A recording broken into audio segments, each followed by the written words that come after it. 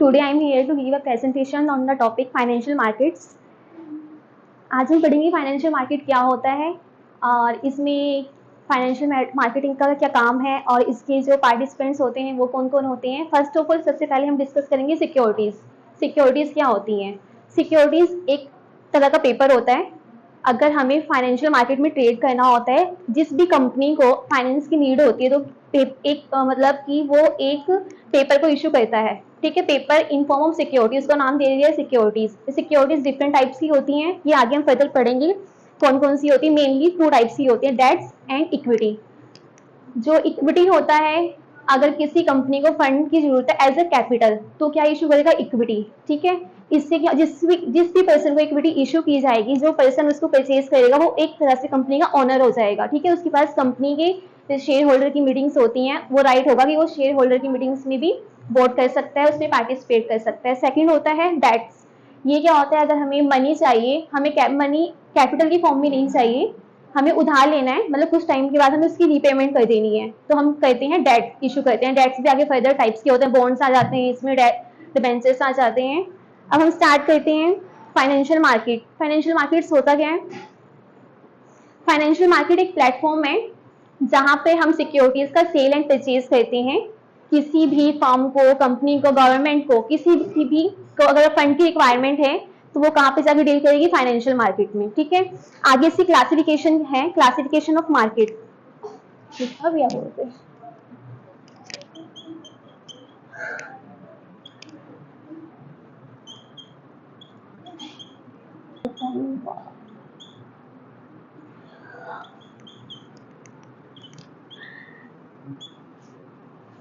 Classification इसकी basically 2 type में होती है, on the basis of tenure.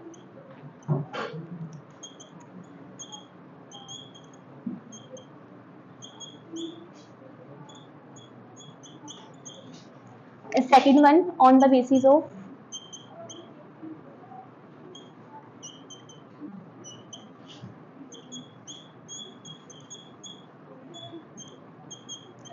Settlement. Mainly जो हमारी फाइनेंशियल मार्केट है 2 टाइप्स में डिवाइड होती है। First one is on the basis of tenure, second है सेटलमेंट की बेसिस पे। आगे इसको फर्दर कैटेगराइज किया गया है। ऑन द बेसिस ऑफ जो टेन्योर है इसको आगे फर्दर है, इसमें आता है money market,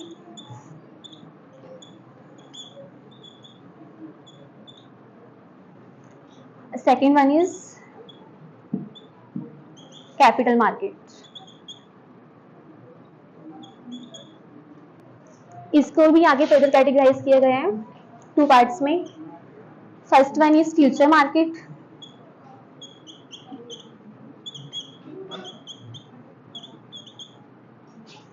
second one is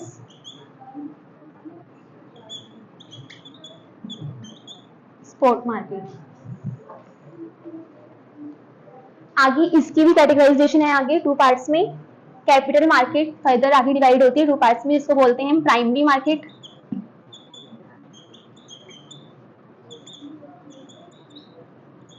and second one is secondary market.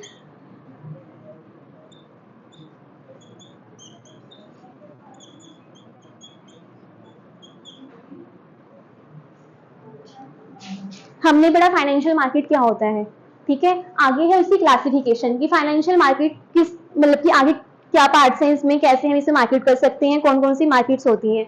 On the basis of, first है on the basis of tenure, मतलब ड्यूरेशन कितना होगा, और इसमें है कि सेटलमेंट। अगर हम आज के टाइम पे, अगर हमने कोई जैसे आज ट्रांजेक्शन की है और आज इसका सेटलमेंट कर देते हैं, मनी दे देते हैं, ठीक है, पेमेंट कर देते हैं, तो वो होगा स्पॉट मार्केट। अगर ट्रांजेक्शन हम आज कर रहे हैं और फंड का सेटलमेंट करेंगे इन फ्यूचर, किसी भी डेट में करते हैं, तो उसको बोलते हैं फ्यूचर मार्केट। अब on the basis of tenure, इसमें क्या होता है कि ड्यूरेशन, हमें जो फंड चाहिए मार्केट से, टाइम ड्यूरेशन उसकी क्या होनी चाहिए, शॉर्ट टर्म या लॉन्ग टर्म। अगर हमें शॉर्ट टर्म मनी चाहिए होती है अप टू 1 ईयर या उससे कम, तो हम जाते हैं मनी मार्केट के अंदर। अगर हमें 1 ईयर से ज्यादा मनी की रिक्वायरमेंट होती है देन हम जाते हैं कैपिटल मार्केट में, ठीक है। अब आगे हम पढ़ेंगे मनी मार्केट होता क्या है। मनी मार्केट एक ऐसा प्लेस है जब भी किसी फर्म को, गवर्नमेंट को या किसी फाइनेंशियल इंस्टीट्यूशंस में, बैंक्स भी आ गए, अगर इनको फंड चाहिए होता है। अभी हमने डिस्कस की सिक्योरिटी 2 टाइप्स की होती हैं, डेट्स एंड इक्विटी। मार्केट जो मनी मार्केट है इसमें सिर्फ और सिर्फ एक ही सिक्योरिटी की डील की जाती है, सेल परचेज किया जाता है किसका, सिर्फ और सिर्फ डेट्स का, मतलब हम इसमें सिर्फ मनी उधार लेते हैं, इक्विटी इशू नहीं करते इसमें, ठीक है। फर्स्ट आता है इसमें, अब इसका जो टेन्योर होता है अप टू 1 ईयर होता है, कि मतलब इसमें अगर किसी कंपनी ने इसके थ्रू पैसा लिया है तो अप टू 1 ईयर उसको रिपेमेंट करनी होती है, ठीक है, मतलब 1 साल से ज्यादा इसमें पैसे नहीं ले सकते। और इसे रेगुलेट कौन करता है, इसे रेगुलेट करेगा आरबीआई, ठीक है। नेक्स्ट है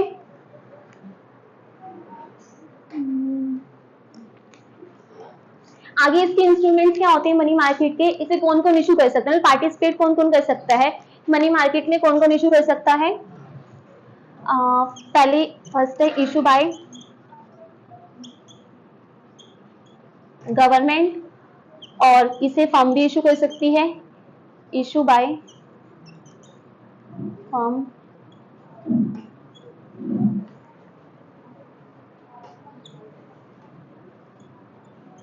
issued by फाइनेंशियल इंस्टीट्यूशंस या बैंक्स, ठीक है। अब गवर्नमेंट को पैसा चाहिए, ठीक है, और ये मनी मार्केट में पैसा जब भी हमें ऑपरेशनल कॉस्ट, अगर किसी बिजनेस में कोई ऑपरेशन से कुछ करना है, जैसे रेंट देना है, कुछ भी लार्ज अमाउंट में देना है अप टू 1 ईयर, तो वो जाता है मनी मार्केट के अंदर डील करने। अब जो गवर्नमेंट है अगर उसे फंड चाहिए, ठीक है, तो वो क्या इशू करेगी, कौन सी सिक्योरिटी इशूज करती है, तो गवर्नमेंट के पास जो राइट होता है वो कौन कौन सी सिक्योरिटी इशू करने का होता है, इसके अंदर वो करती है T bills,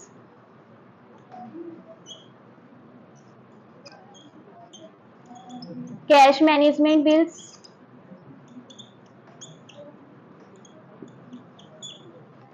and base and advances means. पहली सिक्योरिटी कौन सी, अगर गवर्नमेंट को पैसा चाहिए मनी मार्केट के थ्रू, तो वो पहली सिक्योरिटी कौन सी इशू करती है, टी बिल्स, जिसको हम बोलते हैं ट्रेजरी बिल्स, ठीक है। ट्रेजरी बिल्स क्या होते हैं, एक तरह का पेपर फॉर्म होता है सिक्योरिटी का, अगर गवर्नमेंट को पैसा चाहिए, ठीक है, उसने कोई अपना और ये मतलब कि इशू क्यों करती है, वो इशू इसलिए करती है अगर शॉर्ट टर्म लिक्विडिटी रिक्वायरमेंट्स के लिए, ठीक है। और इसको इशू किस रेट पे किया जाता है, अगर किसी सिक्योरिटी की जैसे फेस वैल्यू मार्केट में 100 रुपीज है, ठीक है, फेस वैल्यू किसी सिक्योरिटी की मार्केट में 100 रुपीज है, और उसमें इशू करने हैं 1000 सिक्योरिटीज, मतलब ये उसकी फेस वैल्यू है और उसे इतनी सिक्योरिटीज इशू करनी है, तो मेरे टोटल अमाउंट गवर्नमेंट को कितना चाहिए, 1 लाख। तो इस पे इशू करने की बजाय वो किस पे इशू करेगी, डिस्काउंट रेट पे। माना ही हमारी सिक्योरिटी की वैल्यू 100 रुपीज है और गवर्नमेंट इसको डिस्काउंट रेट पे कर रही है, मान लो उसने 96 की 96 मतलब कि एक सिक्योरिटी को 96 में इशू किया, तो उसको अमाउंट कितना मिलेगा, इतना, ठीक है। बट जब वो इन सिक्योरिटी की रिपेमेंट करेगी जिससे उसने पैसे लिए हैं, तो वो रिपेमेंट करेगी फेस रेट पे, मतलब जितनी फेस वैल्यू थी इतना रिपेमेंट करेगी, क्योंकि यहाँ पे इंटरेस्ट चार्ज नहीं होता। हम किसी से उधार लेते हैं, बैंक से भी लेते हैं, तो उसमें इंटरेस्ट चार्ज होता है, बट यहाँ पे इंटरेस्ट चार्ज नहीं होता, इसलिए उसको वैल्यू डिस्काउंट रेट पे परचेज इशू करती है, बट जब उसकी रिपेमेंट करेगी तो वो फेस वैल्यू के रेट से करेगी, ठीक है। ये होता है ट्रेजरी बिल्स। और इस राइट गवर्नमेंट दो टाइप की होती है, सेंट्रल गवर्नमेंट और स्टेट गवर्नमेंट, और जो ट्रेजरी बिल्स है वो सिर्फ और सिर्फ सेंट्रल गवर्नमेंट के पास राइट होता है, वही इशू कर सकती है, स्टेट गवर्नमेंट इशू नहीं कर सकती।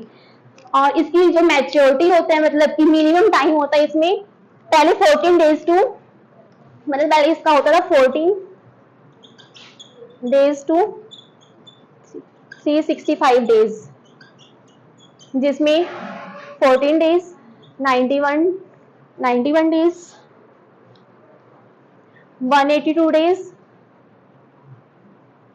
And 364 days.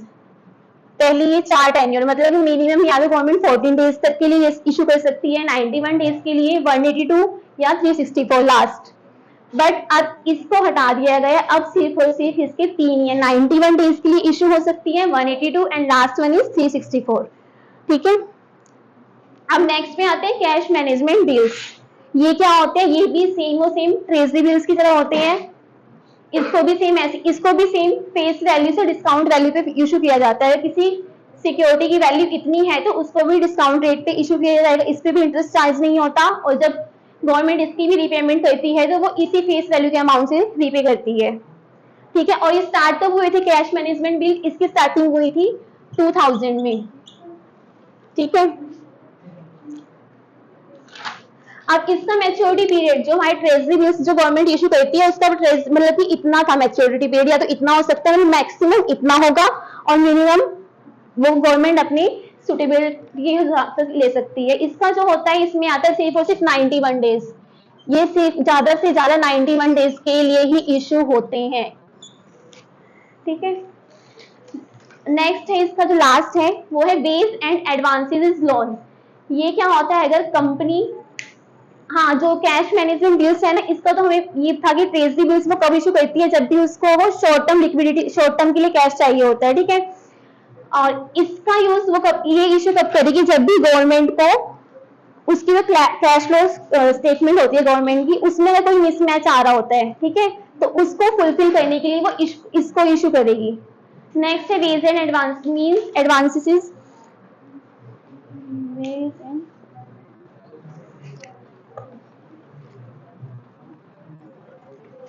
अरे यार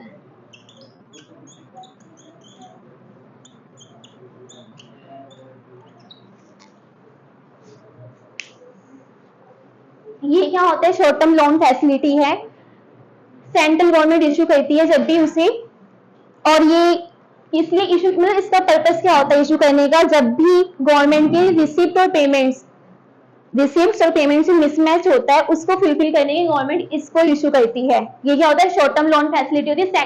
और देखो जो ये दोनों थे ये सिर्फ और सिर्फ सेंट्रल गवर्नमेंट इशू करती थी, पर जो वेज एंड मीन एडवांसेस है ये स्टेट गवर्नमेंट भी इशू कर सकती है, और जब स्टेट गवर्नमेंट इसे इशू करती है तो इसकी टर्म चेंज हो जाती है, उसको बोलते हैं क्या बोलते हैं, कहाँ गया,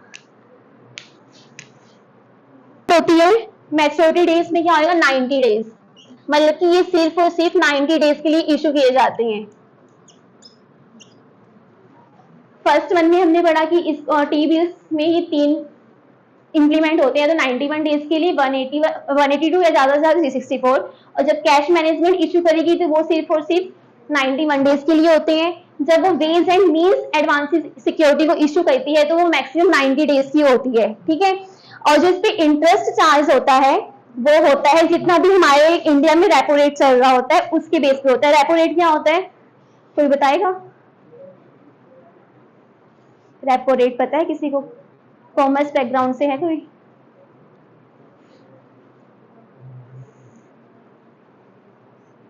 रेपो रेट क्या होता है, जब भी रिजर्व बैंक है, बाकी फेडरल बैंक हैं, ठीक है, जब भी किसी बैंक को मतलब कि उसे फंड चाहिए होता है तो वो किसी पब्लिक से ना लेके वो रिजर्व बैंक से, मतलब शॉर्ट टर्म नीड के लिए उसको चाहिए होता है तो वो रिजर्व बैंक से क्या लेती है, उधार लेती है। तो जिस रेट पे वो उसको इंटरेस्ट देती है उसको बोलते हैं रेपो रेट। और इसे कौन फिक्स करता है रेपो रेट को,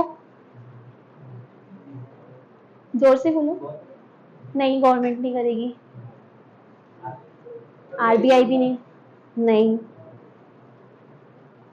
इसको कौन फिक्स करता है, इसको फिक्स करती है मॉनेटरी पॉलिसी कमेटी। ठीक है, मॉनेटरी पॉलिसी कमेटी फिक्स करती है रेपो रेट को, और जो मॉनेटरी पॉलिसी कमेटी है किसने बनाई होती है, ये आरबीआई बनाती है। ठीक है, और वो फिक्स करती है रेपो रेट। अब जो भी रेपो रेट हमारा, अब जो करंट रेपो रेट है वो है 6.5%। मतलब अगर कंपनी गवर्नमेंट इसको इशू करती है तो वो कितना इंटरेस्ट, रेट ऑफ इंटरेस्ट देगी, 6.5%, जो रेपो रेट हमारा चल रहा होता है। ये क्लियर हो गया, इशू बाय गवर्नमेंट की, गवर्नमेंट ये सिक्योरिटीज इशू करती हैं। ठीक है, अब नेक्स्ट हम चलते हैं issue by firm.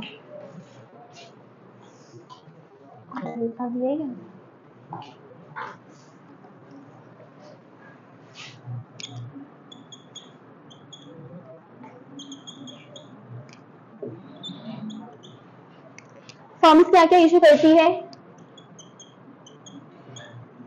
Commercial papers, ये तो चलेगा,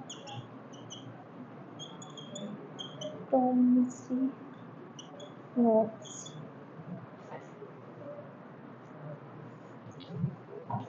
अभी तक हमने पढ़ा कि अगर गवर्नमेंट को मनी मार्केट से पैसा चाहिए तो वो कौन कौन सी सिक्योरिटी को इशू कर सकती है। अगर किसी फर्म को पैसा चाहिए, उधार अगर उससे लेना है within 1 year, up to 1 year के लिए लेना है, तो वो कौन कौन सी सिक्योरिटीज को इशू करेगी? Commercial paper and then promissory note. दोनों सेम होते हैं, बस नाम चेंज है। कमर्शियल पेपर क्या होता है? प्रोमिस नोट होता है, मतलब ये एक तरह का पेपर ऐसे मतलब इशू किया जाता है कंपनी के थ्रू, पेपर होता है, इसमें डेट जिस डेट में इशू है डेट मेंशन होती है, और मतलब कि कंपनी का नाम कि उसने इतने पैसे लिए, इससे लिए, और इस स्पेसिफाइड डेट पर उसे रिटर्न कर देगा, मतलब प्रॉमिस किया जाता है। एक पेपर की फॉर्म में ये इशू होता है, ठीक है। और इसको भी सेम जैसे गवर्नमेंट की सिक्योरिटी, जो गवर्नमेंट सिक्योरिटी इशू करती है फेस डिस्काउंटेड वैल्यू पे करती है, फेस वैल्यू से, इसको भी सेम ऐसे ही इशू किया जाता है। अगर किसी सिक्योरिटी की मार्केट वैल्यू या फेस वैल्यू इतनी है 100 है, पर उसको यहाँ पे भी 96 में ही इशू किया जाएगा, बट रीपेमेंट के टाइम पे फेस वैल्यू के बेस, मतलब जितनी भी फेस वैल्यू होगी उसकी बेस पे उसकी रीपेमेंट होगी। और इसका टेन्योर क्या होता है? अच्छा, अब देखो ये छोटी मोटी जो फर्म्स होंगी वो इसको इशू नहीं कर सकती, जिनकी हाई नेटवर्थ होगी, और ये हमेशा जब भी इशू होते हैं 5 लाख के मल्टीपल में इशू किए जाते हैं, मतलब या तो 5 लाख, 10 लाख, 20, ऐसे, मतलब 5 के मल्टीपल में, 15, ठीक है। और इसका जो मैच्योरिटी पीरियड होता है वो होता है 15 डेज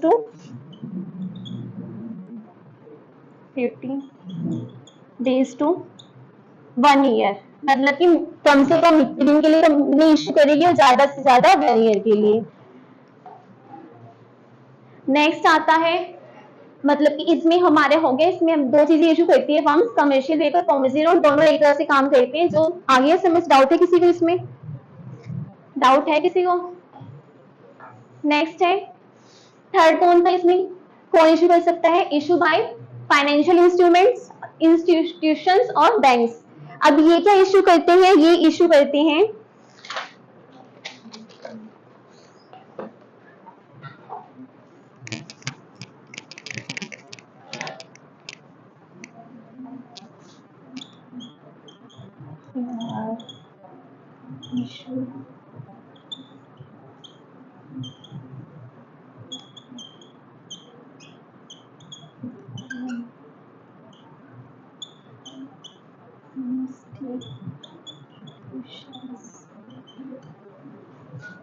ये क्या क्या इशू कर सकते हैं, कौन कौन सी सिक्योरिटी को इशू कर सकती हैं?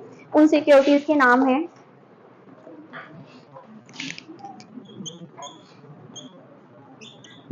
सर्टिफिकेट ऑफ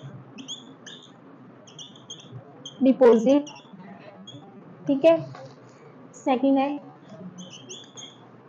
कॉल मनी, और थर्ड वन है नोटिस मनी।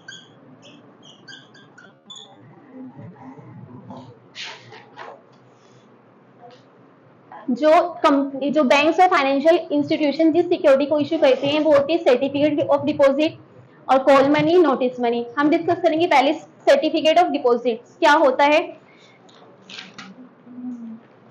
ये एक तरह का बॉन्ड होता है। बॉन्ड किसको बोलते हैं? जैसे हम पैसा उधार लेते हैं, अभी फर्स्ट हमने किया था, मैंने आपको सिक्योरिटीज का बताया था, सिक्योरिटीज दो टाइप की होती हैं, जो या तो डेट होती हैं और इक्विटी होती हैं। ये सारा अभी डेट सिक्योरिटी में बात हो रही है, ठीक है। मनी मार्केट में सिर्फ और सिर्फ किस सिक्योरिटी की डीलिंग होती है? डेट, मतलब जो हम उधार पैसा लेते हैं, ठीक है। बॉन्ड भी हम उसको ही बोलते हैं, किसी तरह का लोन डिबेंचर्स सारे इसमें ही आते हैं। तो जो एक बैंक इशू करती है, ये एक तरह का बॉन्ड होता है। सर्टिफिकेट ऑफ डिपॉजिट एक तरह का बॉन्ड होता है जो बैंक, जो भी उस बैंक में डिपॉजिटर जो मनी डिपॉजिट करवाते हैं, ठीक है। और ये जो मनी डिपॉजिट करती है, मतलब कि जो इशू करती है, ये किस मल्टीपल में होगी? 1 लाख, मतलब 1 लाख, 2 लाख, 3 लाख ऑफ मिनिमम, मतलब कि मिनिमम कितना इशू कर सकती है? इतना तो करना ही है बैंक को। कितना कर सकती है वो? 25 लाख मिनिमम, मतलब कि यहाँ से स्टार्ट करेगी इशू करना। मिनिमम इसकी रिक्वायरमेंट है कि 25 लाख तो करना ही करना है। अगर ये इशू करना चाहता है बैंक या कोई फाइनेंशियल इंस्टीट्यूशन, तो उसको इतनी सिक्योरिटी, इतनी मतलब कि इतनी वैल्यू। इसका जो टाइम पीरियड होता है इस सिक्योरिटी का, वो होता है 7 डेज टू 1 ईयर। क्योंकि हम किसकी बात कर रहे हैं? Money market. मनी मार्केट क्या होता है? जिसमें हम शॉर्ट टर्म पर्पस के लिए पैसा लेते हैं, सिर्फ और सिर्फ डेट्स में डील होता है, इसलिए मिनिमम जो बैंक या इसे फाइनेंशियल इंस्टीट्यूशन इशू करेंगे, मिनिमम उसकी होगा कि 7 डेज और ज्यादा से ज्यादा 1 ईयर के लिए। और इसको किस फॉर्म में इशू किया जाता है? डिजिटल फॉर्म में। मतलब आपके पास कोई फिजिकल फॉर्म में कोई सिक्योरिटी मतलब पेपर नहीं आएगा, इन डिजिटल फॉर्म में आपको इशू किया जाएगा ये। और ये किस किस को इशू कर सकती है? अभी देखो ये जो यहाँ पर हमने इशू गवर्नमेंट जो करती है और फर्म इशू करती है इस मार्केट में, वो किसी भी इंडिविजुअल को इशू नहीं करती, मतलब हम लोग इसको नहीं परचेज कर सकते। ये किसी बड़ी बड़ी फर्म्स वगैरह हो गई है आपस उनको करती है। और लेकिन जो ये बैंक है इसमें इंडिविजुअल को भी मतलब कि इशू कर सकते हैं। ठीक है, नेक्स्ट आता है कॉल मनी। कॉल मनी क्या होता है? जब बैंक को रिक्वायरमेंट है, बैंक या फाइनेंशियल इंस्टीट्यूशन को फंड्स की रिक्वायरमेंट है, तो वो सर्टिफिकेट ऑफ डिपॉजिट को इशू ना करके अगर वो कॉल मनी इशू करती है, तो कॉल मनी क्या होता है? कॉल मनी होता है जैसे एग्जांपल HDFC बैंक है, जल्दी लाइए,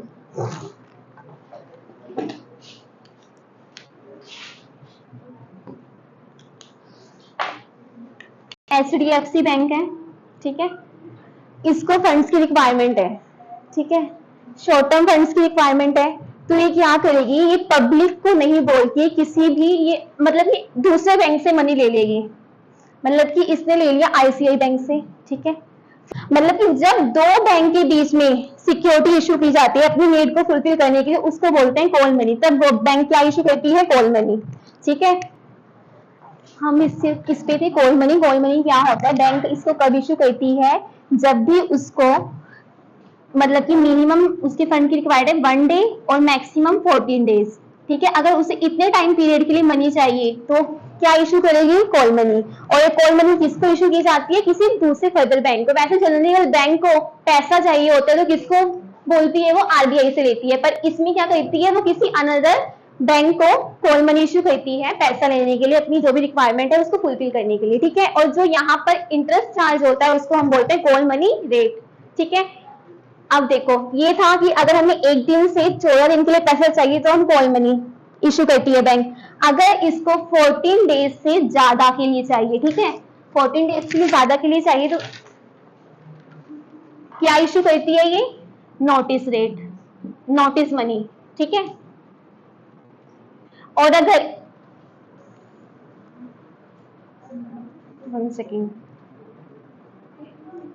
ठीक है, आया समझ? किसी को डाउट है इसमें? एनीवन? अभी हमने क्या कौन सी मार्केट डिस्कस की? Money market.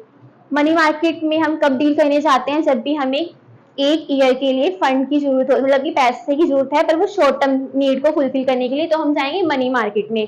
और मनी मार्केट के पार्ट मतलब कि कौन कौन इसमें जा सकता है, कौन कौन डील कर सकते हैं, कौन कौन इशू गवर्नमेंट इशू करती है इसमें, और कौन करता है? फर्म और कोई फाइनेंशियल इंस्टीट्यूशंस है या कोई बैंक है तो वो इसमें इशू कर सकते हैं। अब नेक्स्ट है कैपिटल मार्केट। कैपिटल मार्केट क्या? इसमें डीलिंग किसकी होती है? कौन सी सिक्योरिटीज की डीलिंग की जाती है? बताया है मैंने। हाँ, कौन सी सिक्योरिटीज की डीलिंग की जाती है इसमें?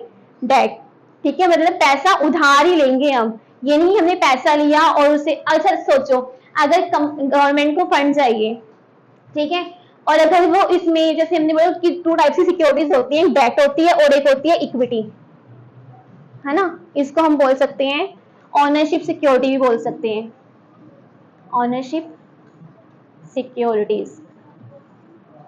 अगर गवर्नमेंट इसकी बजाय इसको इशू कर दे तो इससे क्या होगा गवर्नमेंट का? कोई बैकग्राउंड वाला है? अगर देखो वो अगर उधार नहीं लेती, अगर ये चीज इशू कर देती है, इस इशू करने का मतलब क्या होता है? देखो नाम से क्लियर, ऑनरशिप। जिस पर्सन के पास ये इशू होगा उसको ऑनरशिप मिल जाएगी किसकी? कि वो भी अब खुद को भी क्या ट्रीट करेगी? गवर्नमेंट है वो, मतलब गवर्नमेंट में उसकी भी हिस्सेदारी है, इतनी सी होता है। इसलिए वो कभी भी गवर्नमेंट इस सिक्योरिटी में कभी भी डील नहीं करती। वो जब भी डील करती है किस सिक्योरिटी में डील करेगी? डेट्स में। मतलब वो उधार ही ले सकती है, कर्जा ले सकती है, लोन वगैरह ले सकती है, पर ये सिक्योरिटी वो कभी भी इशू नहीं करती है, ठीक है। बाकी ये फर्म्स वगैरह कर सकती है, पर अगर फर्म्स को भी शॉर्ट टर्म नीड के लिए पैसे चाहिए तो वो सिर्फ डेट ही इशू करेगी, मनी मार्केट में जाएगी। अब फर्दर हम कहते हैं कैपिटल मार्केट। कैपिटल मार्केट क्या होती है? अगर हमें पैसों की जरूरत होती है मोर देन 1 ईयर, ठीक है, अगर हमें 1 साल तक के लिए पैसा चाहिए होता है फिर तो हम मनी मार्केट में जाते हैं। अगर हमें 1 साल से ज्यादा के लिए पैसे की रिक्वायरमेंट होती है तो हम किस में जाते हैं? कैपिटल मार्केट में। कैपिटल मार्केट भी आगे फर्दर 2 टाइप्स में डिवाइड होती है, that is 1 first one is primary market, second one is secondary market. ठीक है, प्राइमरी मार्केट क्या होती है? जब भी कोई कंपनी, कोई फर्म या कोई भी फाइनेंशियल इंस्टीट्यूशंस वगैरह अगर कोई भी पहली बार इस, हाँ देखो, इसमें सिर्फ और सिर्फ किसकी डीलिंग होती है? डेट्स की। और जो कैपिटल मार्केट है ये दोनों में डील करता है, डेट्स में भी होती है इसमें डीलिंग और इक्विटी में भी होती है। ठीक है, इसमें डीलिंग दोनों सिक्योरिटीज में डीलिंग की जाती है, यहाँ पे सिर्फ और सिर्फ डेट सिक्योरिटी में डीलिंग की जाती थी। अगर जो प्राइमरी मार्केट कौन सी मार्केट होती है? आइडिया कोई कुछ?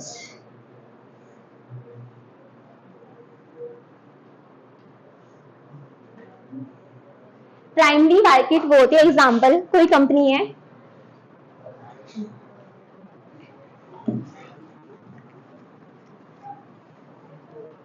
कोई कंपनी है एबीसी लिमिटेड।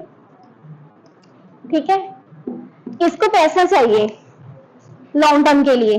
ठीक है, ये अपना मतलब कैपिटल रेज करना चाहती है। कैपिटल रेज किस फॉर्म में होती है? जब वो शेयर्स इशू करेगी, वो इक्विटी हो सकती है, प्रेफरेंस शेयर्स भी हो सकती है, आगे हम फर्दर डिस्कस करेंगे।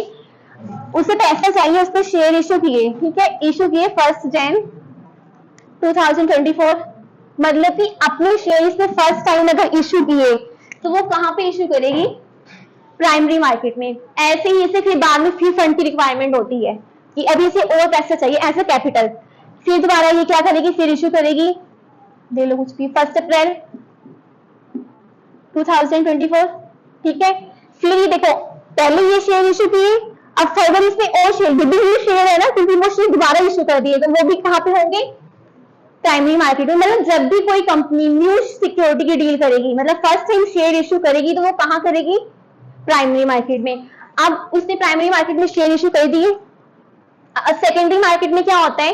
जो फर्दर से उसने शेयर इशू कर रखे हैं, इसका ही फर्दर सेल परचेज जहां पर होता है, इनको भी जब सेल और परचेज किया जाता है तो वो कौन सी मार्केट में किया जाता है? सेकेंडरी मार्केट में। ठीक है, आगे हम डिस्कस करते हैं। कैपिटल मार्केट क्या होती है? बताया मैंने कि जहां पर लॉन्ग टर्म के लिए किसी भी फर्म को, किसी भी मतलब गवर्नमेंट को, फर्म को, फाइनेंशियल इंस्टीट्यूशन को पैसा लॉन्ग टर्म के लिए चाहिए, तो वो कौन सी मार्केट में जाती है? कैपिटल मार्केट से पैसा लेती है। ठीक है, अब कैपिटल मार्केट का फीचर, सबसे पहला फीचर यही है कि इसमें मोर देन 1 ईयर के लिए होती है ये, और इसे भी रेगुलेट, इसको भी रेगुलेट कौन करता है? इसको रेगुलेट कौन करता है? मैंने बताया था, मनी मार्केट को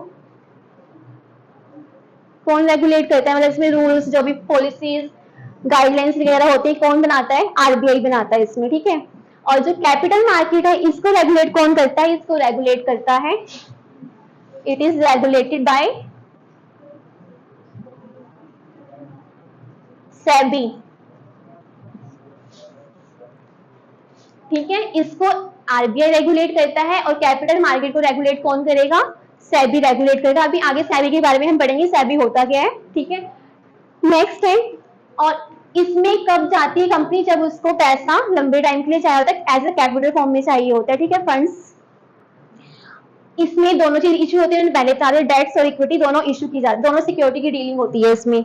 और इसमें क्या होता है, जो कैपिटल मार्केट है ना, इसमें हम जैसे आप लोग, हम सब है, हम भी इन्वेस्ट कर सकते हैं इसमें, इसलिए पब्लिक की जो पार्टिसिपेशन है वो हाई होती है, इसलिए इसमें रिस्क भी क्या होगा? हाई होगा। ठीक है, आगे नेक्स्ट हम पढ़ेंगे कैपिटल मार्केट कितने टाइप्स की होती है? 2 टाइप्स की। First one is primary and second one is secondary. Primary कौन सी होती है? जहाँ पे हम न्यू सिक्योरिटीज की डीलिंग करते हैं, मतलब ये न्यू, और जब हमने जो पहले से ही इशू कर रखी है, जब उसका हम सेल परचेज करते हैं, तो वो कहाँ पे करते हैं? सेकेंडरी मार्केट में करते हैं। ठीक है, और इसमें जो शेयर की प्राइस है, क्योंकि इसे कौन इशू करेगा? कंपनी इशू करेगी, तो कंपनी ही फिक्स करती है प्राइस, और इसमें कौन करता है? इसमें सेकेंडरी मार्केट, इसमें मार्केट प्राइस फिक्स करती है। ठीक है, अब नेक्स्ट है जैसे इसके इंस्ट्रूमेंट्स थे मनी मार्केट की, कौन कौन इशू कर सकता है। अब इसके भी आगे फर्दर इंस्ट्रूमेंट्स हैं कि कैपिटल मार्केट में कौन कौन इशू कर सकता है।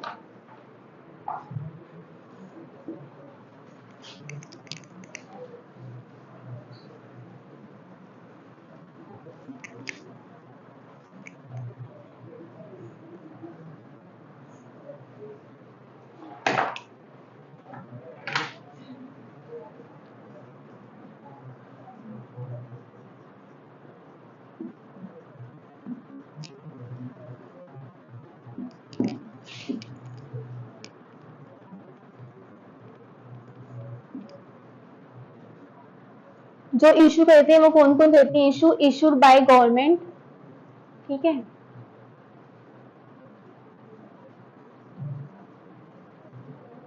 And issue bye firms, companies.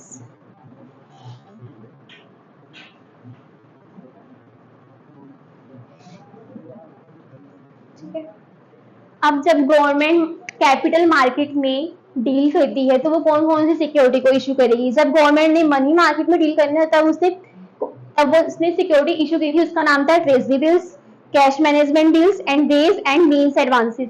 जब वो यहाँ पे इशू करेगी तो यहाँ पे वो कौन सी सिक्योरिटी इशू करती है? First one is dated security, dated securities. इसको हम गिल्ट एज सिक्योरिटीज भी बोलते हैं, गिल्ट एज सिक्योरिटीज।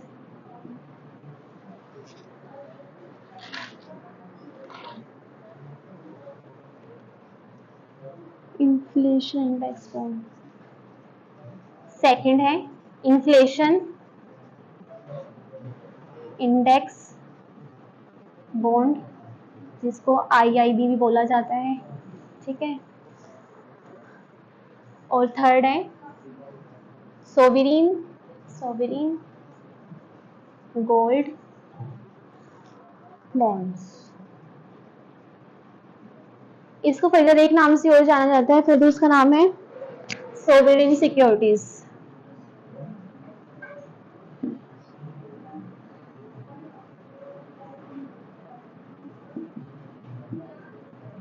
ठीक है, अब पहली सिक्योरिटी हम डिस्कस करेंगे डेटेड सिक्योरिटी, सोवरेन सिक्योरिटीज और गिल्ट एज सिक्योरिटीज। तीनों इसका ही नाम है, ठीक है, तीन नाम से जानी जाती है। ये होता क्या है? कंपनी गवर्नमेंट इशू करती है इस पे इसको, और गिल्ट एज मतलब इसमें जीरो रिस्क ऑफ डिफॉल्ट रहता है, डिफॉल्ट इसमें गवर्नमेंट नहीं कर सकती। गवर्नमेंट इशू करे सिक्योर सिक्योरिटी होती है, इसलिए जो भी इसमें इन्वेस्ट करेगा उसका जो गवर्नमेंट का जो कहते हैं रिस्क है, मतलब कि वो नहीं कर पाएगी, तो ऐसा कुछ नहीं होता, रिपेमेंट टाइम पे हो जाती है। ये क्या है? जीरो रिस्क ऑफ सिक्योरिटी है, ठीक है, मतलब जीरो रिस्क ऑफ डिफॉल्ट है, डिफॉल्ट नहीं होता इस सिक्योरिटी में। नेक्स्ट, इसमें क्या होता है कि जो रेट ऑफ इंटरेस्ट वो देती है गवर्नमेंट, इसमें क्या होता है? लो होता है, कम रेट ऑफ इंटरेस्ट होता है, ठीक है। आरओआई जो हमारा होता है वो गवर्नमेंट जो देती है, कम रेट ऑफ इंटरेस्ट होता है। और इसका टेन्योर क्या होता है, मतलब कितने टाइम के लिए गवर्नमेंट इसको इश्यू कर सकती है? मिनिमम 5 ईयर्स टू 30 ईयर्स, मतलब ज्यादा कम से कम 5 ईयर्स और ज्यादा से ज्यादा 30 ईयर्स के लिए मतलब इसको इश्यू कर सकती है। और ये सिक्योरिटी सिर्फ सेंट्रल गवर्नमेंट इशू करेगी ऐसा नहीं है, सिक्योरिटी सेंट्रल गवर्नमेंट भी इशू कर सकती है। सॉरी, जो मैंने उसमें तुम्हें आपको बताया था कि वो गवर्नमेंट इशू करती है, ये वाला था ना, डेज एंड मीन्स एडवांसेस में, वो सिर्फ सेंट्रल गवर्नमेंट करेगी। ये वाली सिक्योरिटी है जो स्टेट गवर्नमेंट भी कर सकती है और सेंट्रल गवर्नमेंट भी करती है। जब सेंट्रल गवर्नमेंट इशू करेगी सिक्योरिटी को तो वो इन नाम से जानी जाती है, ठीक है। बट जब अगर स्टेट गवर्नमेंट को पैसा चाहिए लंबे टाइम के लिए, वो भी इसको इशू करना चाहती है, तो वो जब सिक्योरिटी इशू करती है ये वाली, तो उसका नाम हो जाता है, स्टेट गवर्नमेंट जब इसको इशू करेगी, जो इशू करती है उसका नाम होता है स्टेट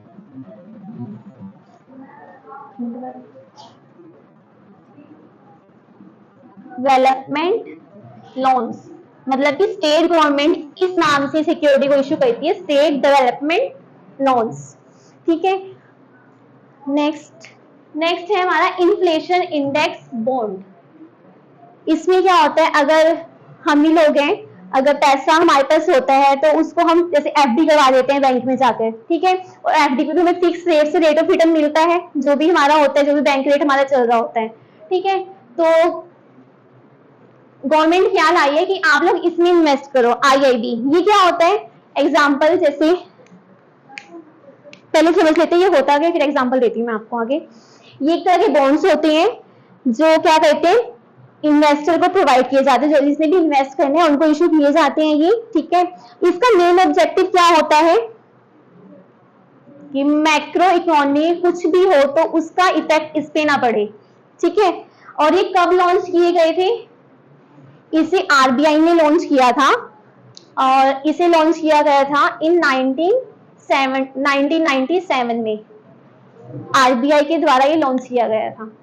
अब ये काम कैसे करता है? सॉरी ये नहीं, ये वाला 1997। अब ये काम कैसे करता है? एग्जाम्पल, कोई पर्सन है,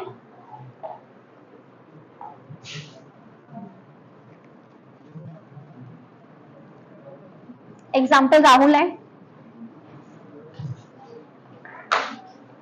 ठीक है, उसका बैंक अकाउंट है एचडीएफसी बैंक में, ठीक है, सेविंग अकाउंट है। अब उसके पास पैसे हैं, वो एफडी करवाना चाहता है, ठीक है, उस अकाउंट में है तो एफडी, उसने एफडी करवाई तो बैंक रेट है, मतलब आज के टाइम में मान लो बैंक रेट है हमारे पास, जो हमें रेट ऑफ इंटरेस्ट मिलता है 4% है, ठीक है। राहुल का बैंक अकाउंट था एचडीएफसी बैंक में, उसने एफडी करवाई और उसे इंटरेस्ट, रेट ऑफ इंटरेस्ट इतना मिलता है, ठीक है। एग्जाम्पल, जो उसका प्रिंसिपल अमाउंट था, मान लिया हमने 1000 था, उसने 1000 रुपीज की एफडी करवाई और एफडी उसने करवाई थी 2 ईयर्स की। 4% है, मतलब एक साल में 40, दूसरे साल में भी 40, इस अमाउंट में ऐड होगा प्रिंसिपल अमाउंट में, मतलब टोटल उसको जब मिलेगा 2 साल बाद जो उसकी मैच्योर होएगी तो कितनी की होगी? 1080, इतना अमाउंट होगा उसका 2 साल बाद। बट इसका फायदा क्या है? इन्फ्लेशन इंडेक्स, जब अगर कोई इस पैसे इसमें इन्वेस्ट करेगा तो इसमें ये रेट तो एप्लीकेबल होगा ही होगा। इन्फ्लेशन क्या? इन्फ्लेशन के नाम से मतलब महंगाई। इन्फ्लेशन रेट हमारी कंट्री में इस टाइम चल रहा है 6%, ठीक है। तो अगर कोई पर्सन इसमें इन्वेस्ट करता है तो उसको अगर इतने का उसने मतलब करना चाहता है, इतनी मनी का इन्वेस्ट करना चाहता है, ठीक है, इतनी मनी उसने दी, पर जब उसको रेट ऑफ इंटरेस्ट मिलेगा ना, तो इन्फ्लेशन रेट वाले, इसमें इन्फ्लेशन रेट है हमारे पास, इन्फ्लेशन है हमारा 6% पहले, अब वो इस अमाउंट में ऐड हो जाएगा 6%, कितना होगा? मतलब 60 प्लस 60 1060, ठीक है। ये अब हमारा यहाँ पे प्रिंसिपल अमाउंट ये बन जाता है। यहाँ पर तो हमारा प्रिंसिपल अमाउंट यही था कि इस पे ही इंटरेस्ट लग के हमें पैसे मिले हैं, यहाँ पर हमारा प्रिंसिपल अमाउंट ये बनेगा। अब इसके ऊपर जो बैंक रेट था वो लगेगा 4%, अब इस अमाउंट के ऊपर चार्ज होगा, ठीक है, जो भी आएगा। फिर वो मतलब कि जब भी उसकी मैच्योरिटी डेट होगी तो गवर्नमेंट उसे इस रेट पे रेट ऑफ इंटरेस्ट देगी, ठीक है, जो भी देगी। ये है इसमें हमारे सोवरेन गोल्ड बॉन्ड्स। ये क्या होते हैं? अब जो इंडिया है, इंडिया में जो लेडीज हैं गोल्ड ऑब्सेस्ड होती हैं, मतलब सोना बहुत पसंद होता है उन्हें, है। तो क्या होता था कि गवर्नमेंट को भी गोल्ड ज्यादा इंपोर्ट करना पड़ता था, इंपोर्ट ड्यूटीज देनी पड़ती थी उसको, ठीक है। अगर हम भी गोल्ड लेंगे तो हमें घर में तो रखेंगे नहीं, उसके लिए हमें लोकल लेना पड़ेगा, तो उसमें स्टोरेज कॉस्ट भी जाती थी उसकी, ठीक है। और अब जो भी ज्वेलरी बनती है उसमें लेबर कॉस्ट भी लगती है। तो इन सबको टैकल करने के लिए, इन सबसे मतलब कि टैकल करने के लिए जो गवर्नमेंट है उसने एक ये लाई है कि जिसको मतलब गोल्ड लेना है, गोल्ड परचेज करना है, तो उसकी बजाय वो इस सिक्योरिटी में इन्वेस्ट करे। अब ये सिक्योरिटी है क्या? गवर्नमेंट क्या करती है? सिक्योरिटी इशू करेगी। जैसे उसने आज के टाइम में सिक्योरिटी इशू की, मतलब इस नाम दे दिया ये, और मतलब सिक्योरिटी फॉर्म ऑफ पेपर ही होती है, कुछ नहीं होता। बस हर एक में जो भी सिक्योरिटी, जितनी भी सारी सिक्योरिटीज है ना, कुछ नहीं, सिर्फ एक पेपर फॉर्म होती है, ये नाम दे दिया गया है ये, और जो भी उसमें एप्लीकेबल होता है वो चीज अलग है, ठीक है। ये सिक्योरिटी उसने इशू की। अब जब उसका मैच्योरिटी पीरियड आएगा, मतलब इस माना कि मिनिमम इसमें 5 ईयर्स होता है ना, तो अगर 5 ईयर्स के लिए ये सिक्योरिटी गवर्नमेंट ने इशू की है, अब 5 ईयर्स बाद जब ये मैच्योर हो रही है, तो उस टाइम जब गोल्ड रेट चल रहा होगा ना, तो उस मतलब कि उस रेट पे उनको मतलब कि रिटर्न मिलेगा। मतलब कि आज के टाइम में जो भी गोल्ड का रेट हो, जब गवर्नमेंट रीपेमेंट करेगी इसकी, तो किस रेट पे करेगी? जो उस टाइम गोल्ड रेट जो भी चल रहा होता है। तो ये बेनिफिट है इसका, ठीक है, कि गवर्नमेंट की फिजिकल परचेज करने की बजाय वो इस फॉर्म में इन्वेस्ट करें। अच्छा, इसमें इन्वेस्ट कौन कौन कर सकते हैं?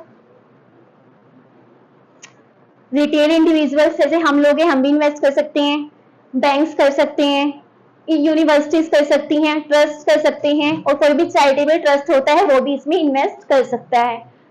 गवर्नमेंट जो सिक्योरिटी इशू करती है वो हमने पढ़ ली, किसी को डाउट है इसमें? अब नेक्स्ट है इशू बाय फर्म्स। जो फर्म्स इशू करती है, कंपनीज इशू करती हैं, यहाँ पे किसमें डीलिंग हो रही थी? कौन सी सिक्योरिटीज में गवर्नमेंट डील करती है? हमेशा डेट सिक्योरिटीज में डील करेगी गवर्नमेंट हमेशा। पर जो कंपनी और फर्म है ये डेट में भी कर सकती है प्लस इक्विटी में भी कर सकती है। अब डेट तो हम पढ़ ही चुके हैं, डेट क्या होता है कि डेट हमें एक टाइम के बाद उसका मतलब प्रिंसिपल अमाउंट जो होता है रिपेमेंट करनी होती है। पर अब कंपनी क्या करती है, इक्विटी इंस्ट्रूमेंट्स में कौन कौन से होते हैं ये पढ़ेंगे हम।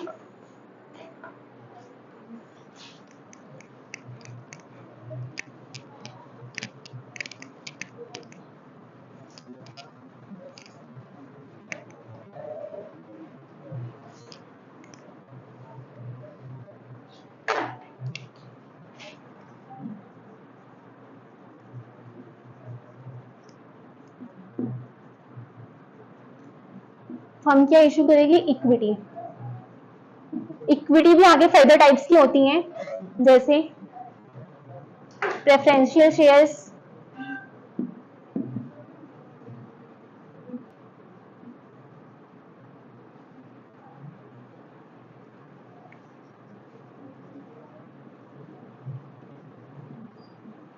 स्वेट इक्विटी शेयर्स, और एक न्यू टर्म है ESOP, एम्प्लॉय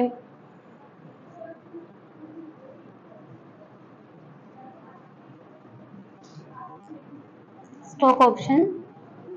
ठीक है, ये आगे इक्विटी इंस्ट्रूमेंट्स जो कंपनी इशू करेगी किस किस फॉर्म में कर सकती है। प्रेफरेंशियल शेयर्स के फॉर्म में अगर कंपनी को एज अ कैपिटल मनी चाहिए, फंड चाहिए एज अ कैपिटल, तब वो प्रेफरेंशियल शेयर इशू कर सकती है। Ordinary shares, sweat equity shares, ESOP। Preferential shares क्या होते हैं,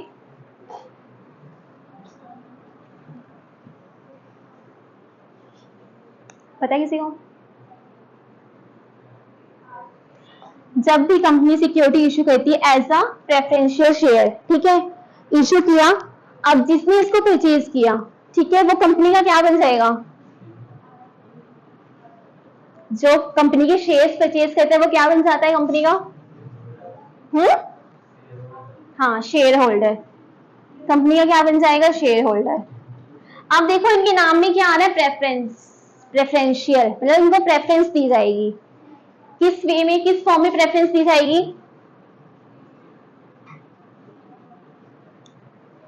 अब जैसे हम बॉन्ड इशू करते थे हमें रेट ऑफ इंटरेस्ट देना पड़ता था ना, कि हमें किसी ने उधार दिया है तो उस पर इतना ब्याज हमें देना है। पर जब कंपनी इसे इशू करती है तो यहाँ पे भी इंटरेस्ट उसे देना ही पड़ता होगा।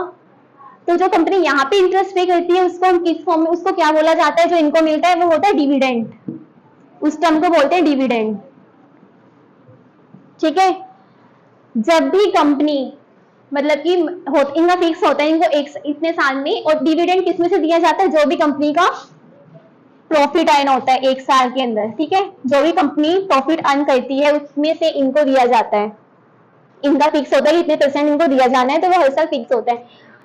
अब इनका बेनिफिट क्या होता है, इनको ये होता है कि जैसे ये बाकी सारे शेयर होल्डर्स हैं, और भी तो शेयर्स हैं, पर जब भी डिविडेंड देने की बात आएगी सबसे पहले इनको डिविडेंड दिया जाएगा प्रॉफिट में से, ठीक है, उसके बाद फिर दिया जाएगा ऑर्डिनरी शेयर्स का नंबर, इनके बाद आता है, मतलब इनको प्रेफरेंस दी जाती है डिविडेंड देने में भी। और जब कंपनी वाइंड अप होती है, कंपनी बंद हो जाती है, तो जब इनकी कैपिटल वापस की जाती है, सबसे पहले किसकी कैपिटल वापस करेंगे, प्रेफरेंशियल शेयर्स की, ठीक है, इनका नंबर बाद में आता है। पर एक इनका क्या है, ड्रॉबैक भी है, डिविडेंड में भी इनको प्रेफरेंस दी गई है, और जब इनकी कैपिटल इनको रिफंड की जाए उसमें भी इनको प्रेफरेंस है। पर जो कंपनी के शेयर होल्डर्स की जो मीटिंग होती है उसमें इनके पास राइट नहीं है कि पार्टिसिपेट नहीं कर सकते, बट ये पार्टिसिपेट कर सकते हैं, और इनके पास वोटिंग राइट भी होता है। कंपनी कोई भी डिसीजन मेकिंग प्रोसेस है उसमें वोट कर सकते हैं, बट ये वोट नहीं कर सकते, ठीक है। ये शेयर मतलब कंपनी के ऑनर होके भी एज ए ऑनर ट्रीट नहीं कर, मतलब इनको सिर्फ दो चीज में प्रेफरेंस दी जाती है कि डिविडेंड मिलेगा और कैपिटल इनको सबसे पहले मिलेगी। अब ऑर्डिनरी शेयर्स क्या होते हैं बता दिया मैंने, कि in ordinary shares preferential shares को जो डिविडेंड देने के बाद प्रॉफिट में से अमाउंट बचता है तो इन्हें मिलेगा, अगर नहीं बचता तो कोई बात, मतलब अगर नहीं बचता तो कोई बात नहीं। इसके भी आगे फर्दर और टाइप्स होते हैं, वो अभी इतना डीप में है नहीं यहाँ पर, ठीक है। नेक्स्ट है स्वेट इक्विटी शेयर, कौन से होते हैं, स्वेट से क्लियर हो रहा है, स्वेट का मीनिंग क्या होता है तो पता ही होगा, स्वेट पसीना, मतलब खून पसीना।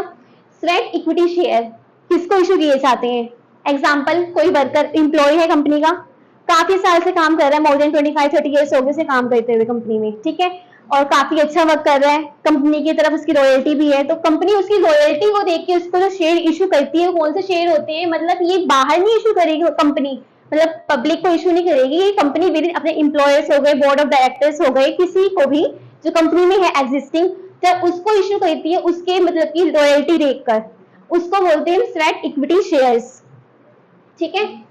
और जैसे यहाँ पे तो जब ये कंपनी इनको इश्यू करती है तो पैसा भी कंपनी को चाहिए होता है कैपिटल की फॉर्म में, बट जब ये इश्यू करेगी तो इनसे पैसा नहीं लेती, राइट्स इनको सारे ये वाले मिलेंगे जो ऑर्डिनरी शेयर्स के पास होते हैं, शेयर होल्डर के पास होते हैं, बट इनसे वो मनी चार्ज नहीं करती, ठीक है। नेक्स्ट है ईएसओपी, एम्प्लॉय स्टॉक ऑप्शन, ये कौन से शेयर्स होते हैं, ये वो स्कीम होती है जो आज स्टार्टअप्स हो रहे हैं, तो मतलब जो स्टार्टअप्स मेन्स होते हैं वो इसका यूज करते हैं, इससे क्या होता है कि जो अच्छा वर्क करेगा उसको ये शेयर इशू किए जाएंगे, तो इससे क्या होता है जो भी एम्प्लॉय और जो भी वर्कर्स होते हैं उनको मोटिवेशन मिलती है कि वो अच्छे से काम करेंगे, इससे कंपनी की ग्रोथ अच्छी होती है, ये उनको इशू किए जाते हैं, ठीक है।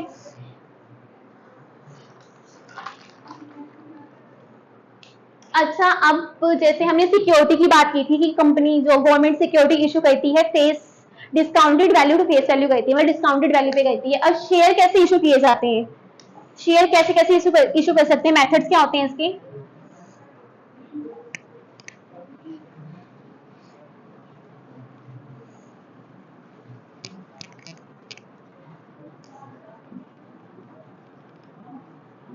मेथड ऑफ इशूइंग शेयर्स, तीन टाइप से कर सकती है कंपनी शेयर को इशू, तीन टाइप से कर सकती है। First one is at face value, second one is premium at face value at premium value और एट डिस्काउंट वैल्यू।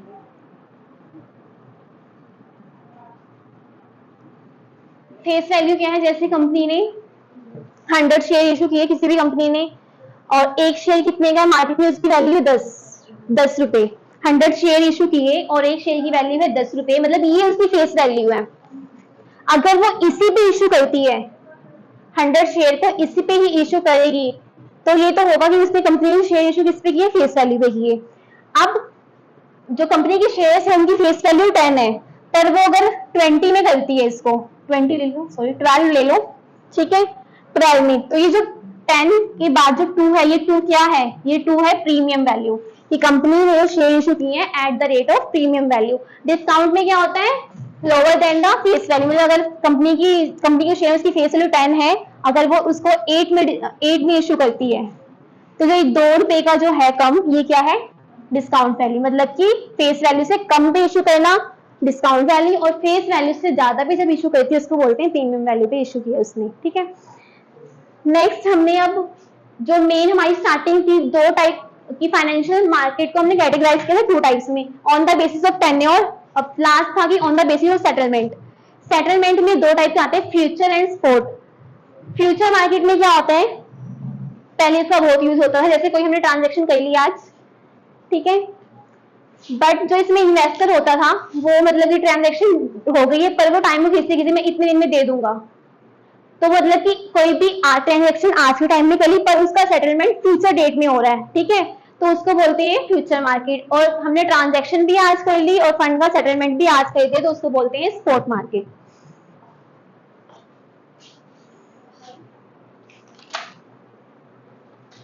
अब ये है कि कंपनी शेयर इशू कैसे करती है प्राइमरी मार्केट में। प्राइमरी मार्केट में कंपनी कैसे कैसे शेयर इशू कर सकती है। फर्स्ट आता है इसमें इनिशियल पब्लिक ऑफर। अगर वो company first time share issue करती है तो फर्स्ट टाइम कौन से वाले शेयर कैसे इशू करेगी, आईपीओ। सबसे पहले ऑफर किसको करेगी, पब्लिक ऑफर, ठीक है, पब्लिक ऑफर करके वो अपनी कैपिटल ले सकती है। आगे फॉलो ऑन पब्लिक ऑफर्स। हमारा प्राइमरी मार्केट वाला टॉपिक हो गया, हम सेकेंडरी मार्केट पे चले। सेकेंडरी मार्केट क्या होता है, मैंने सेकेंडरी मार्केट बताया कि जब भी हम किसी भी न्यू सिक्योरिटी का सेल परचेज करते हैं तो वो प्राइमरी मार्केट में होगा, और जब उसी सिक्योरिटी को जब हम दोबारा से उसका सेल परचेज करते हैं तो वो सेकेंडरी मार्केट में होता है। तो सेकेंडरी मार्केट को हम स्टॉक एक्सचेंज भी बोलते हैं। ठीक है, क्या कोई ये बताएगा मुझे कि इंडिया में कितने स्टॉक एक्सचेंज है, स्टॉक मार्केट? इंडिया में पहले तो हर एक स्टेट लेवल पे हर एक स्टेट का स्टॉक एक्सचेंज होता था, ठीक है, बट अब जो करंट है वो सिर्फ और सिर्फ दो स्टॉक एक्सचेंज है, एक बॉम्बे स्टॉक एक्सचेंज और दूसरा है नेशनल स्टॉक एक्सचेंज। ठीक है, और जो वर्ल्ड का ओल्डेस्ट मतलब वर्ल्ड का जो ओल्डेस्ट स्टॉक एक्सचेंज है वो है एम्स्टर्डम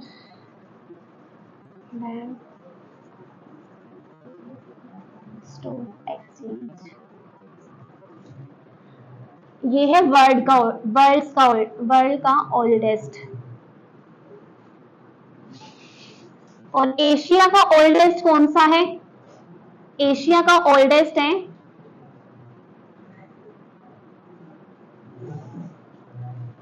अब हमारा ये इंडिया का बीएससी, जिसको कहते हैं बॉम्बे स्टॉक एक्सचेंज। ठीक है, ये तो हो गया वर्ल्ड का लार्जेस्ट ओल्डेस्ट, सॉरी, और ये एशिया का। अब बीएससी होता क्या है? बीएससी पहला सिक्योरिटी मार्केट है इंडिया का। ठीक है, BSc is the first and largest security market in India.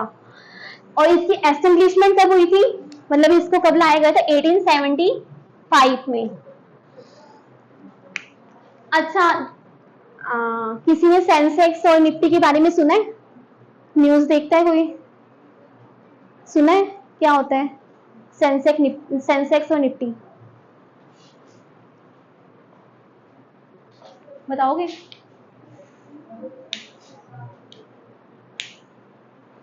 दो स्टॉक एक्सचेंज के नाम बताए मैंने, कौन कौन से?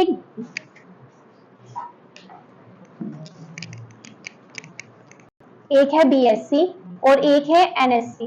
ठीक है, बीएससी की फुल फॉर्म होती है बॉम्बे स्टॉक एक्सचेंज और इसकी होती है नेशनल स्टॉक एक्सचेंज। ठीक है,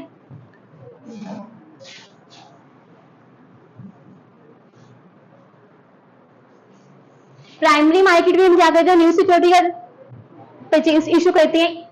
ये है सेकेंडरी मार्केट के अंदर। अब जो पहले से शेयर मार्केट में इशू हो चुके हैं, अब जैसे मैंने किसी कंपनी के शेयर परचेज किए थे, पर मुझे अब इमरजेंसी है कि मुझे पैसा चाहिए, तो कंपनी तो ले नहीं सकती, कंपनी से तो मैंने लाइफ टाइम का ले रखा है। ठीक है, तो अब मैं कहाँ जाऊंगी? तो मैं जाऊंगी बीएससी एनएससी।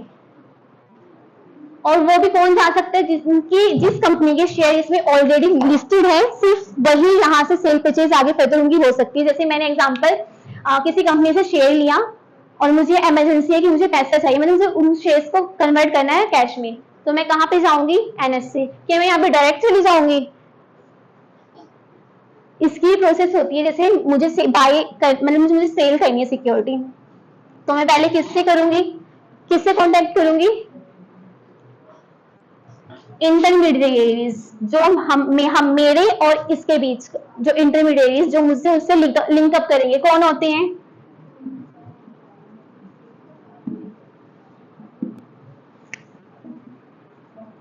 ब्रोकर्स। ठीक है, और ये फिर आगे किससे लिंक करेंगे? इन स्टॉक एक्सचेंज से। ठीक है,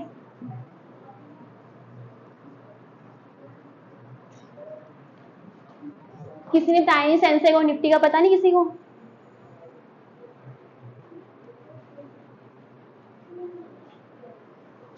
चलो बताती हूँ।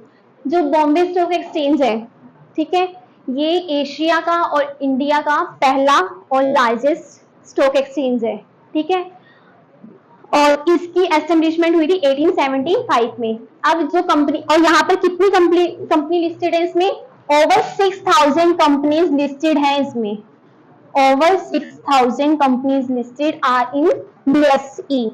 और ये 6000 कंपनी में से क्या करता है? जो टॉप 30 कंपनीज होती हैं, टॉप 30 कंपनीज के शेयर्स को उठाता है। मतलब अगर हमें देखना है कि इसके शेयर्स जो इसमें कंपनी जो भी लिस्टेड है उनकी शेयर्स की मार्केट वैल्यू क्या है, तो किसके थ्रू हमें पता चलेगा? अगर हमने भी इसमें सिक्योरिटी बाय सेल परचेज करनी है तो कैसे पता चलेगा हमें? ये एक इंडेक्स इशू करती है, उसको बोलते हैं सेंसेक्स। सेंसेक्स की फुल फॉर्म होती है सेंसिटिव इंडेक्स।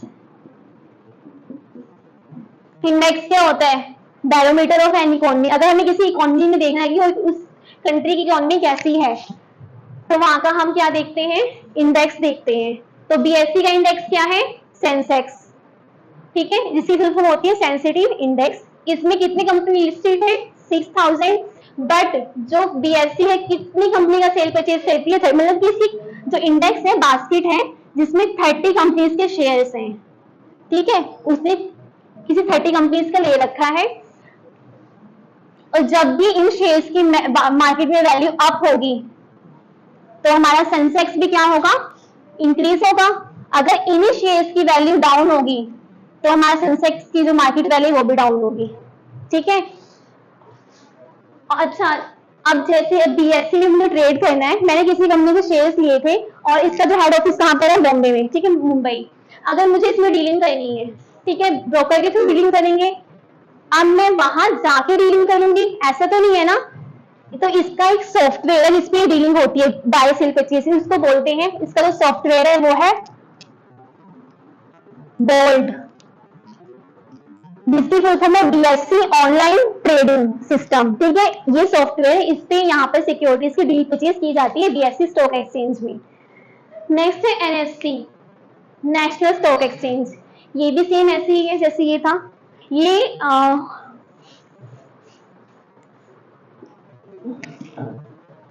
अच्छा देखो, जैसे इसका इंडेक्स था, ये कौन सा इंडेक्स इशू करती है? BSc Sensex. और जो एनएससी इशू करता है वो कौन सा, मतलब कि जो इसका इंडेक्स होता है वो कौन सा होता है? निफ्टी। अगर हमें एनएससी में हमें सिक्योरिटीज की जैसे वैल्यू देखने की, शेयर क्या जा रहा है मार्केट शेयर, तो किसके थ्रू जानेंगे हम? निफ्टी। अगर निफ्टी हमारा बढ़ रहा होगा मतलब शेयर, अगर जो निफ्टी इसमें था कि हमारा 6000 कंपनीज है और इसकी बास्केट में जो लेती है टॉप 30 कंपनीज के शेयर लेती है, जो एनएससी है ये अपनी बास्केट में कितना लेता है? 50 कंपनीज के शेयर। अगर ये 50 कंपनीज के शेयर की वैल्यू अप जाएगी मार्केट में तो हमारा निफ्टी है वो भी अप जाएगा। अगर यही मार्केट शेयर्स की वैल्यू डाउन होगी मार्केट में तो हमारा निफ्टी भी होगा डिक्रीज होगा।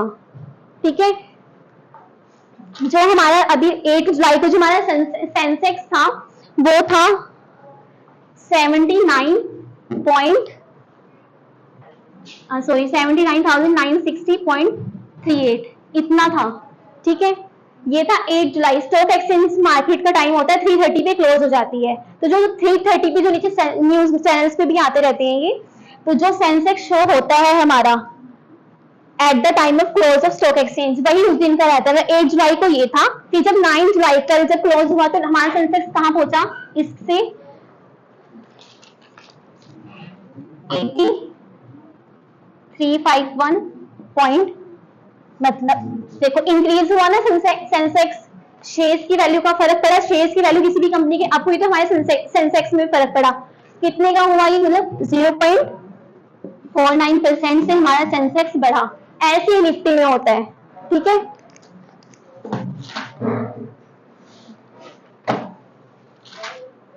टाइम है मैम? तो हमने किया कि जो भी स्टॉक मार्केट है हमारी, की स्टॉक हम सिक्योरिटी की डील परचेज करते हैं, पर क्या यहाँ पर कमोडिटी मार्केट भी है जहाँ पे कमोडिटी क्या होता है? किसी भी एग्रीकल्चर प्रोडक्ट हो गए, एनर्जी, रिन्यूएबल, जैसे कॉन्ट्रैक्ट होती है ना कि इस स्टेट के मतलब गवर्नमेंट ने कॉन्ट्रैक्ट किया कि रिन्यूएबल एनर्जी बनानी है या कुछ भी। ठीक है, जो मतलब कि ट्रेड की जाती है उसको बोलते हैं कमोडिटी मार्केट। अब ये कहां पर होती है? ये होता है metal and energy trade with trust, मतलब कि नाम है इसका मेटल एंड एनर्जी, MCX, जिसको बोलते हैं मेटल एंड कमोडिटी एक्सचेंज। ये यहाँ इसके थ्रू की जाती है कमोडिटी ट्रेड। सिक्योरिटी की ट्रेड किसमें की जाती है? ये स्टॉक एक्सचेंज के थ्रू, और उसकी अलग होती है। अब हमने किया था secondary market, capital markets, capital market को कौन रेगुलेट करता है? सेबी। अब हम पढ़ेंगे सेबी के बारे में। सेबी होता क्या है? सेबी को हम एक तरह से बोलते हैं वॉच डॉग है ये स्टॉक एक्सचेंज का। वॉच डॉग मतलब कि रूल्स रेगुलेशन बनाता है कैपिटल मार्केट में, नॉर्म्स बताएगा कि इस तरह से डीलिंग करनी है, ठीक है। और ये एस्टेब्लिश कब हुआ था? 3 मार्च मतलब कि 3 मार्च 1992 को ना संसद में एक बिल लाया गया था, ठीक है। संसद में बिल आया था, उसके बाद फिर उस बिल को जब दोनों संसद से, लोकसभा और राज्यसभा दोनों संसद से जब पास कर दिया गया तो वो बिल क्या बन गया? एक्ट। तो उस एक्ट के थ्रू हमने क्या मतलब कि एक स्टैट्यूटरी बॉडी का निर्माण हुआ, इसे बोलते हैं SEBI, stock exchange board of India. Statutory body क्या होती है? जब भी किसी सदन में पहले बिल लाते हैं और जब एक्ट पास हो जाता है जो उसके थ्रू वो भी बॉडी बनती है उसको बोलते हैं स्टैट्यूटरी बॉडी, जो हमारे कॉन्स्टिट्यूशन में मेंशन नहीं है, ठीक है, उसको बोलते हैं स्टैट्यूटरी बॉडी। ये क्या करती है? ये मॉनिटर करेगी, रेगुलेट करेगी। क्या रेगुलेट करेगी? जो भी डीलिंग होगी कैपिटल मार्केट में कैसी होंगी, किस वे में होंगी, सब, ठीक है। इसके अंडर इसके रूल्स एंड गाइडलाइंस उसको फॉलो करना पड़ता है। अब सेबी के जो बोर्ड्स है वो कैसे होंगे, मतलब कॉम्पोजिशन क्या होगा? सेबी में कौन कौन लोग होंगे?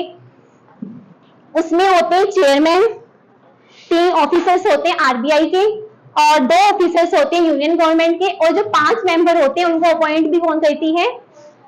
Government, union government. और जो इसके चेयरमैन का टेन्योर होता है वो मिनिमम 5 ईयर्स होता है, मतलब चेयरमैन जो काम कर सकते हैं टेन्योर जो उसका 5 ईयर होगा या तो 65 ईयर, जो भी इनमें से पहले होगा, ठीक है। और इनको रीअपॉइंट भी कर सकते हैं दोबारा।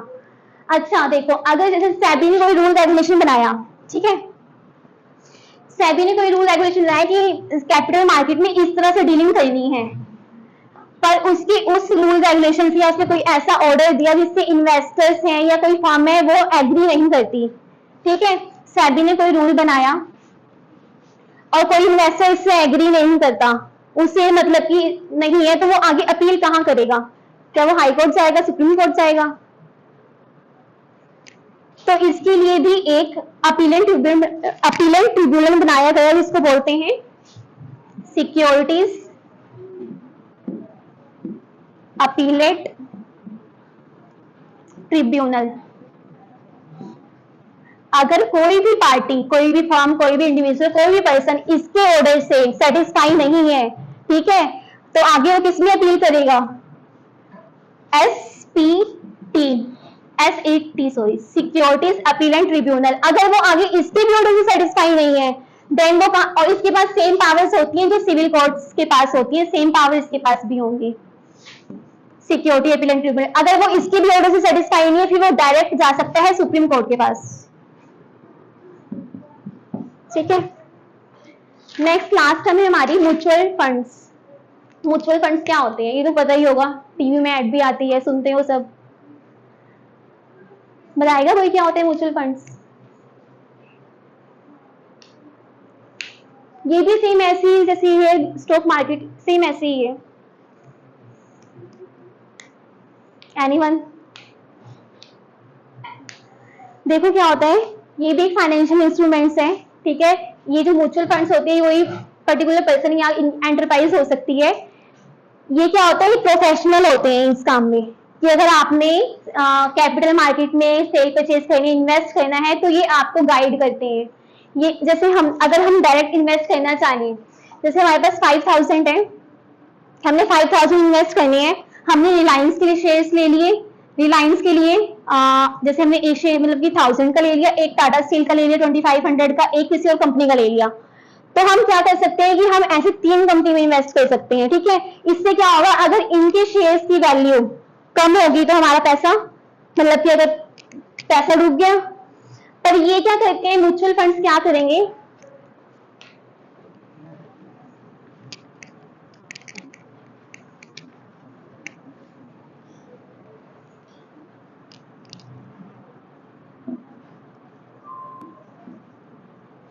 इनकी एक बास्केट होती है, ठीक है, म्यूचुअल फंड की बास्केट है। अब ये क्या करते हैं, ये हम जैसे लोगों से पैसे लेते हैं, ठीक है, जैसे हमने इन्वेस्ट कर दिया, जैसे ठीक है, मल्टीपल लोगों से पैसे लिए, ऐसे ऐसे पैसे ले लिए,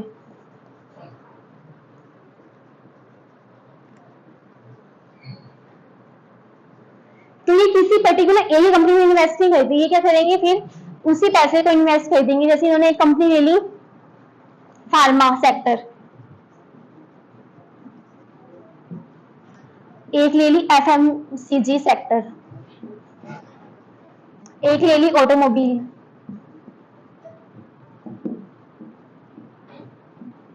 और एक मेटल सेक्टर हो गया। अब देखो उन्होंने इतने पैसे ले लिए इंडिविजुअल से, अलग अलग लोगों से इतने पैसे लिए। अब किसी पर्टिकुलर एक ही सेक्टर में इन्वेस्ट नहीं होते, ये मल्टीपल सेक्टर में, फार्मा सेक्टर में इन्वेस्ट कर दिया, एफएमसीजी में कर दिया, ऑटोमोबाइल में कर दिया, मेटल में कर दिया, ठीक है। अगर किसी एक सेक्टर की प्राइस में डाउन जा रहा है तो बाकी सब सेक्टर की प्राइस शेयर्स तो अप जाएंगे ना। ये तो है नहीं कि सारे सेक्टर के एक ही साथ डाउन हो जाएंगे, ऐसे तो नहीं होगा ना। तो क्या कहते हैं, अगर हमने भी इसमें पैसा इन्वेस्ट किया हुआ है, अगर एक सेक्टर में शेयर्स की वैल्यू कम जाती है तो उसकी रिकवरी बाकी सेक्टर से हो सकती है। तो ये ऐसा प्लेटफॉर्म है, ठीक है। इसमें क्या होता है, रिस्क डाइवर्सिफाई हो जाता है कि हम पर किसी पर्टिकुलर एक ही सेक्टर में इन्वेस्ट ना करके हमारा जो पैसा होता है मल्टीपल सेक्टर में इन्वेस्ट होता है, जिससे हमारा रेट ऑफ रिटर्न है वो हमें मिलता रहता है। अब जैसा हमारा जैसे यहाँ पे दो स्टॉक एक्सचेंज है, एनएससी बीएससी, ठीक है, और उनका जो इंडेक्स है वो निफ्टी 50 के नाम से निफ्टी और सेंसेक्स के नाम से जाना जाता है। ऐसे और भी कंट्रीज है, उनकी भी स्टॉक एक्सचेंज है, उनके भी इंडेक्सेस होते हैं, ठीक है। जैसे हांगकांग स्टॉक एक्सचेंज है, उसका जो इंडेक्स है वो है हैंगसेंग इंडेक्स, ठीक है। और बस यही है। ब्रोकर्स जो है, मतलब आज के टाइम में ब्रोकर्स जो हैं कौन कौन से हैं, जीरोधा, मतलब और टॉप पे इस टाइम, मतलब कैसे देखा जाता है कौन सा ब्रोकर है इस टाइम टॉप पे है।